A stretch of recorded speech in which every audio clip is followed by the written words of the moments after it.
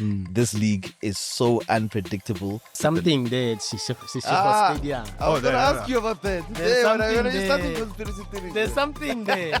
No, but I just mean in a good way.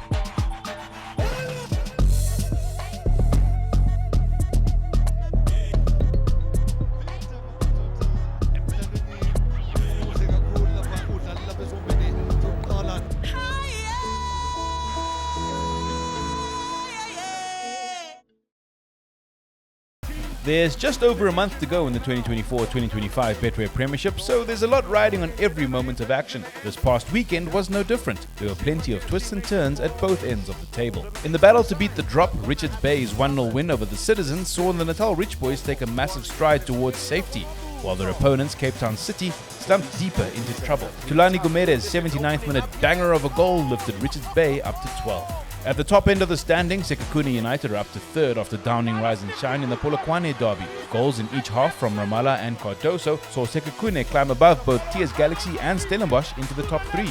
Speaking of TS Galaxy, they've slipped to 5th place after suffering a 2-1 defeat to Magesi at the Seshego Stadium. Magesi took the lead in the 20th minute after some pinball in the box. Kamogelo Sebelebele then leveled things up with a contender for goal of the week. But Delano Abrams restored Magesi's lead, heading home another corner to give the home side all 3 points. At the Dr. Molamela Stadium, Marumo Gallants are now unbeaten in 4 Premiership matches despite being held to a 1-1 draw by Golden Arrows. The game was really a tale of 2 penalties. Gallants saw Edgar Manaka's early penalty saved by Eddie Mayova.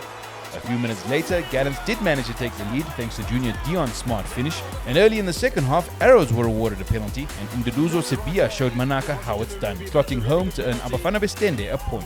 Finally, Kaizer Chiefs continued to blow hot and cold. The Amakosi had their chances but ultimately couldn't find the breakthrough, playing out a goalless draw against the Chili Boys at the Nelson Mandela Bay Stadium. That is Yakala. Zigu loudspeaker. The Betway Premiership, one of the most unpredictable leagues emhlabeni. Now, the thrilling third place tussle continues to take its twists and turns. And on the other side of the log, the bumbling bottom dwellers are dancing with danger. Fubile. Welcome to the Betway Premiership Review Show, where we bring you the sauce and the spice to the battle for supremacy and survival. My name is Fiso Mazibuko, and I'm standing in for Intombi Yomzulu, Umapoloba, Vusiwe. Now, there's a saying, Uma engekho amaphoni, kugijima amahashi. So, let's gallop into action with our talented thoroughbreds. The gregarious Grant Bisset and the marvelous Mazola Molefe. Because they're giving you these nice introductions. It's okay. Feels weird for him to welcome us. We should be welcoming him. Yes, welcome. Yeah, please give me a welcome. Give me a round of applause. Yeah, I think welcome, we're 12 in now, and it's the first time we've needed a sub. So fresh legs for the long weekend. It's called Super Sub. Only Ghana Soldier. Last minute. Yeah, gents. Man, I said it in the opening there, this league is so unpredictable. Sometimes you'll see number 3 losing to number 15, number 14. What makes it, Grant, in that manner, this league? Lost for words. He doesn't know. You don't know. Tell us, what makes it so unpredictable? Why do we see third losing to a 15? Why? It's the good and the bad of the Betway Premiership, isn't it? The one part of it, you can look at it that teams are so competitive that you're never going to know what you're going to get on a particular midweek fixture or weekend fixture, as we've seen over the weekend. Who would have thought Magesi would be stringing together 4 or 5 consecutive victories when everybody thought they were dead and buried when Clinton Larson left and ODG came, which, by the way, is another one would say like my moment of the weekend, to see ODG silence his critics who thought outdated coach, where has he been all along? The game has left him behind. He's not going to keep up with the technocrats, if you like. Mm-hmm. And some of the technocrats are struggling for No, because relegation. they complicate this thing. When you're trying to save your status, that's what you need. You need the old school coaching. If I can add, even though I didn't have an answer earlier, but if I can add, sometimes there's a tremendous amount of very talented players who don't maybe have the consistency. So sometimes when we see these shock results, it's because someone who has that unbelievable potential, puts in a performance that matches their top level, but they might not do it every week. So a lot of the times you will have someone who comes to the fore, does something great, and that's why I think also it contributes to the unpredictable There's nature of the something there at Siseko Stadium. I was going to ask you about that. There's something you're there. starting conspiracy theories. There's something there. No, but I just mean in a good way. ODG's got something bumps. there. I know what the something there is. It's the divots and the bumps. So think about it. Think about their first game at Sisheko, right? Yeah. That was the one played over 2 days, the one where they lost to Chippa. Yeah. They were also getting used to the surface. Now they're used to the compactness. And teams are struggling. And everyone else is struggling because that's why it's 6 in a row at home now. Yeah. And Sibilibili's goal was the first they've conceded since that Chippa disaster. Yeah. So, look, no, man. So Mazola's already given us the moment of the week. He started For him, off. Now give us your moment of the week. Let's flip the script here. Okay, so moment, I'm going to go back to Friday, something you saw live. Lucky for you because what a goal. Gumede, I mean, the amount of times he made our team of the week in the early stages of the show, because he is one of those players that on his day he stands out. So I think even had he not scored in a game that was fairly dull, especially in the first half, he still would have been man of the match. But he just put the cherry on top with an absolute beaut. I just want to see him scoring more because that's only his second ever league goal, his first league goal of the season. Like when I heard come that on, stat, man. I was like, there has to be something. Yeah. He's generally a poor finisher. That's the problem. He gets into good spaces. I mean, what he did to the Cape Town City fullbacks on either side. Yeah. He was switching side, taking them apart, but his finishing usually is quite poor. I think even Ronnie Gabriel was surprised when you were interviewing him. Hit the top corner, like that Gumede finished like that. But there were moments in the first half, especially, where it seemed like, is this the only man who is realizing the gravity of this game? Yeah. Like Gumede, a lot, he'd be the one taking on players.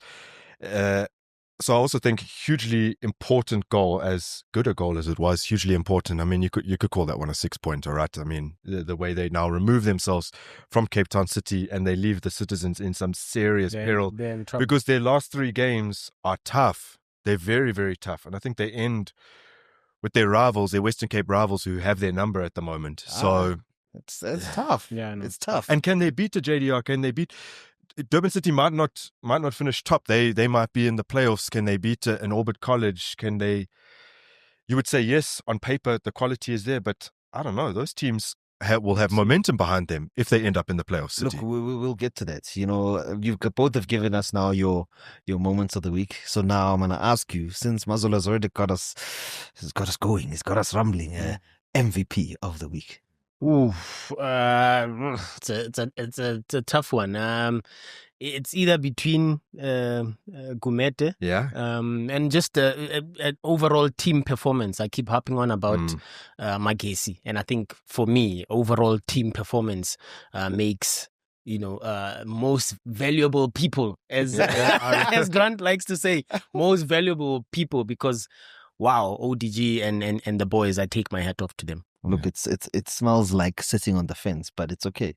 It does. It smells like something you do. Look, anyway. also, I think my issue here is that if you look around, there wasn't much in the way of what the Betway Premiership had to offer this particular Easter weekend.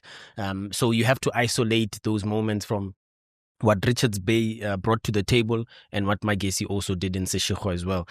Golden Arrows, Marumo, Chiefs, Chippa, not a lot to write home about there. Oh, yeah. Okay. Yeah. Definitely not a lot to write home about there. Funnily enough, in a weekend that didn't have, a full complement of matches, some really, really good goals.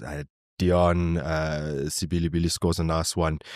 Ellis Ramala, probably up there with Gumede's goal as one of the best. But I'm going to pick someone who didn't get a goal or assist, but just unplayable, and another who used to make our team of the week almost every week. Geleto Machalwa, man of the match for Skukuni, and he would be now, if they finish in that CAF spot, which is now becoming very tightly contested, he has been the driving force behind them. And it's a rare game where he doesn't actually contribute with a goal, but I think it causes so much panic among defenders. They just don't know what they have to double, triple up on him. Another brilliant game for Machawa, and another victory for Skukuni United. So they're looking good. They're the major benefactors of the Royal AM saga. They they play TS Galaxy so they could dump TS Galaxy out of that CAF race in their next game, and now they just would need to worry about Stellenbosch. So that battle for third, I think, is going to be one of the most intriguing down the final stretch. Yeah, for sure. Now, of course, this weekend, as you said, we've had, really exciting matches, 5 games, 8 goals.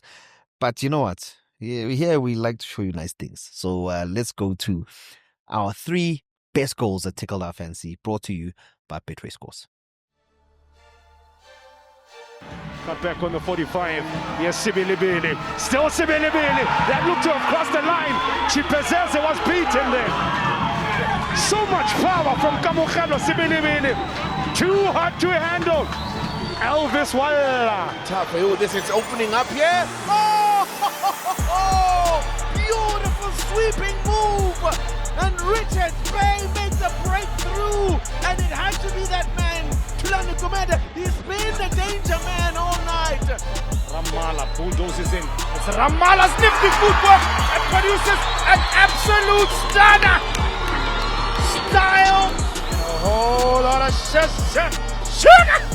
sugar ding ding. For all the riveting real-time updates, statistics, scores, and standings, download the Betway Scores app. You can scan the QR code on your screen if you never want to miss a beat of the beautiful game.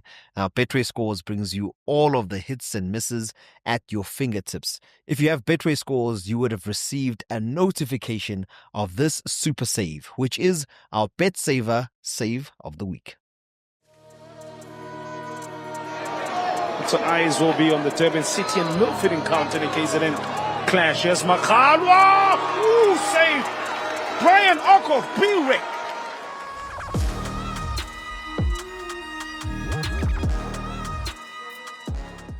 Betway's Betsaver is a game-changing innovation that allows you to turn your losses into wins. You heard right.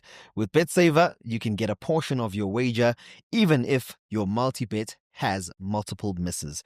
Before we end off, gentlemen, let's talk briefly about the title race. Sundowns, Pirates. Hey, they weren't in action this past weekend. Over to him. The man who never changes his tune. Just send it over to him. Where's the trophy? Where's the trophy? Give them. I'm gonna be in the mud if Pirates overturns this one. So I have to stick to my prediction.